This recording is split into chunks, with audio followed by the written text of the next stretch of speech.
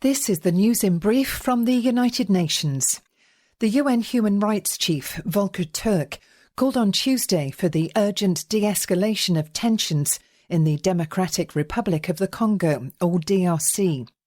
In recent days, more than a dozen civilians have been killed, at least 40 injured, and more than 90,000 displaced, following renewed fighting between the Congolese armed forces and the March the 23rd Movement armed group. The UN High Commissioner said that the security situation in eastern DRC is deteriorating rapidly and could develop into a human rights disaster.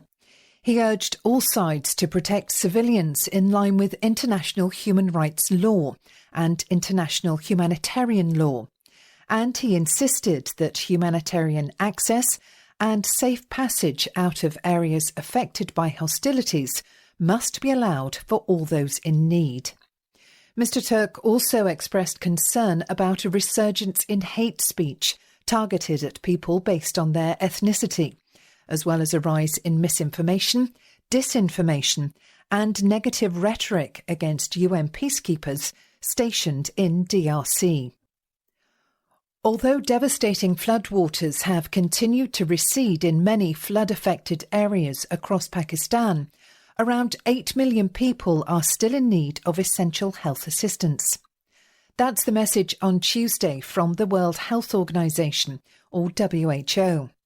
The agency said that public health risks are increasing, driven by damaged infrastructure, stagnant water, and inadequate sanitation facilities. Dr. Richard Brennan, Regional Emergency Director for WHO, said that the catastrophe has pushed the country to the brink. Diseases are rampant, a food crisis is looming, the economy is deteriorating, and winter is fast approaching. He added that enormous volumes of water have provided breeding sites for mosquitoes, resulting in an ongoing malaria outbreak in 32 districts.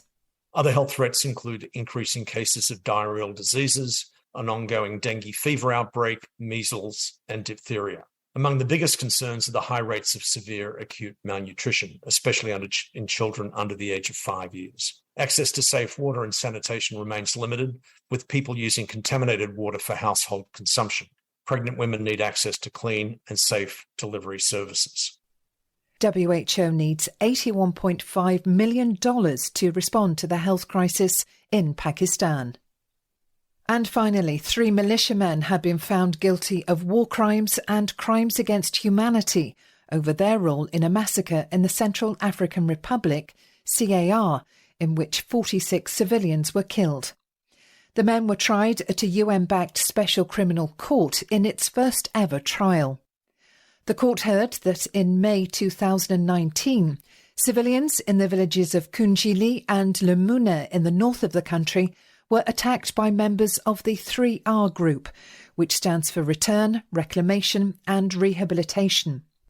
Men from the villages were rounded up, tied and shot. One of the accused, who was a military chief, was also convicted for rapes committed by subordinates.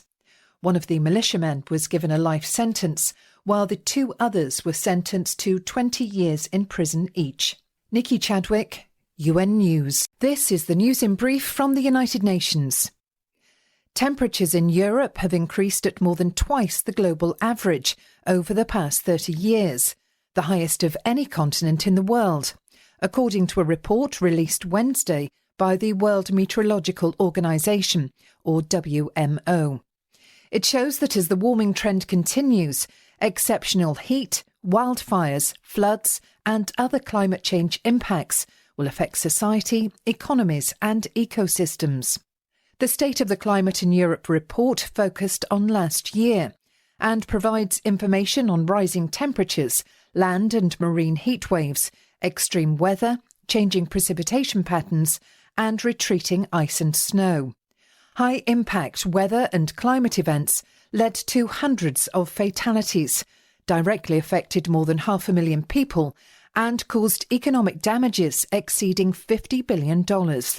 About 84% of the events were floods or storms.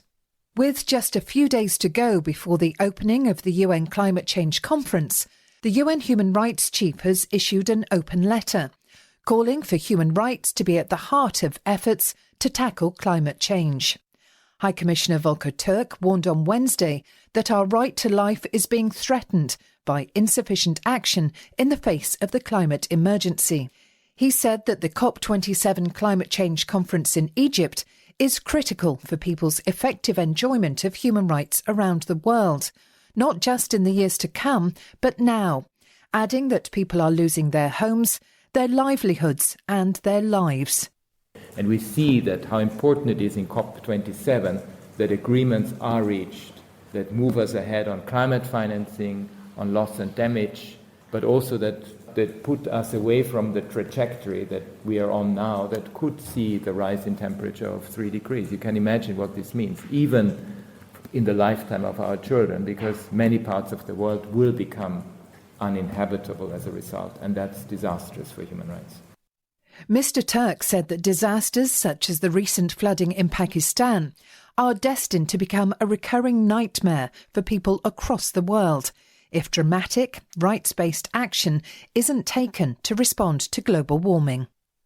A free press is vital to a functioning democracy, exposing wrongdoing, navigating our complex world, and advancing the Sustainable Development Goals, or SDGs, said the UN Secretary-General on the International Day to End Impunity for Crimes Against Journalists. Antonio Guterres said that a surge in disinformation, online bullying and hate speech, particularly against women journalists, is contributing to the stifling of media workers around the world. In addition, intimidation through the abuse of legal, financial and other means is undermining efforts to hold the powerful accountable. The Secretary-General said that these trends threaten not only journalists, but society as a whole. More than 70 journalists have been killed so far this year. Between 2006 and 2020, over 1,200 journalists have been killed around the world, with close to 9 out of 10 cases of these killings still unsolved. Impunity leads to more killings and is often a symptom of worsening conflict and the breakdown of law and order. Nikki Chadwick, UN News. This is the news in brief from the United Nations. Some of the world's iconic glaciers are set to disappear by 2050, according to a new study by UNESCO released Thursday, which highlights the accelerated melting of glaciers in World Heritage sites. Glaciers in a third of sites are under threat, regardless of efforts to limit temperature increases. The study says that it is still possible to save the other two-thirds if the rise in global temperatures does not exceed 1.5 degrees Celsius compared to the pre-industrial period. UNESCO says that this will be a major challenge for the COP27 climate conference. 50 UNESCO World Heritage sites are home to glaciers, representing almost 10% of the Earth's total glaciarized area. The study, in partnership with IUCN, shows that these glaciers have been retreating at an accelerated rate since 2000 due to CO2 emissions. They are currently losing 58 billion tonnes of ice every year and are responsible for nearly 5% of observed global sea level rise.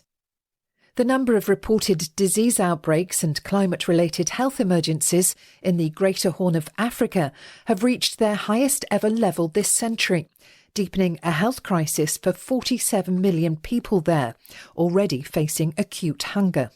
A report by the World Health Organization, WHO, shows that of the 7 countries in the region, there have been 39 reported outbreaks, flooding and other acute public health events since the beginning of this year. Outbreaks of anthrax, measles, cholera, yellow fever, chikungunya, meningitis and other infectious diseases account for more than 80% of the acute public health events reported. Dr. Matshidiso Muti, WHO's Regional Director for Africa, said that the failure of 4 consecutive rainy seasons has scorched the earth and pushed people out of their homes in search of food and water. The number of people facing acute hunger in the region has more than doubled in just 4 years. A transition to clean energy sources will not only save lives but will also save money, said the World Health Organization Thursday. WHO is calling on delegates at the upcoming COP27 in Egypt to put renewable energy at the top of their agenda. WHO says that 99% of the world's population breathes outdoor air that exceeds its air quality guidelines and leads to 7 million premature deaths each year. Dr. Diarmaid Campbell-Lendrum, head of the Climate Change and Health Unit at WHO, said that the health benefits of investing in renewable energy, which is currently the cheapest energy source, are undeniable. He said that clean energy, particularly solar panels, will not only improve public health, but will also end up costing considerably less than burning fossil fuels. Nikki Chadwick, UN News. This is the news in brief from the United Nations. Warring factions in Yemen are being urged to extend the UN-mediated truce, which lapsed more than a month ago, following reports of deaths and injuries of civilians from sniper attacks and shelling. UN Human Rights Chief Volker Turk says that there is grave and growing concern for the safety and security of civilians. He has echoed calls from the UN Secretary-General to extend the truce and to work towards a negotiated settlement to bring the conflict to an end once and for all. The outbreak of war over 7 years ago plunged Yemen into an unparalleled humanitarian crisis. The truce agreement had brought relative calm. However, it expired at the beginning of October without the parties to the conflict reaching an agreement to extend it. Mr. Turk said Friday that the deliberate targeting of civilians and civilian objects is prohibited by international law and constitutes a war crime, adding that any such attacks must cease immediately. There is concern for the welfare of a woman and 4 male colleagues who were arrested at a press conference by a women's civil society organisation in Afghanistan on Thursday. UN Human Rights Office, OHCHR, says that a number of Taliban security officials disrupted the meeting in Kabul, arresting 5 people on the spot. There are reports that police officers detained the remaining women at the event for about an hour. They are said to have conducted body searches and examined the women's phones before releasing them. The 5 who were arrested are still being held. OHCHR has called on those who are holding the group to provide an update on their welfare. OHCHR spokesperson Jeremy Lawrence said Friday that all Afghans have the right to peaceful assembly, freedom of expression and opinion, without fear of arrest or intimidation, and called on Taliban authorities to respect these rights.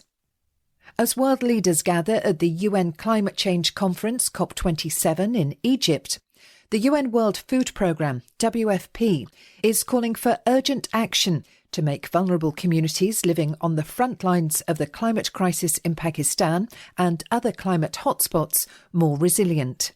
The Pakistan floods, which inundated a third of the country, claimed over 1,700 lives, uprooted 8 million people, and destroyed homes, schools, health facilities, roads, bridges, and other infrastructure. The floods condemned already vulnerable families in rural and urban areas to even higher levels of acute hunger.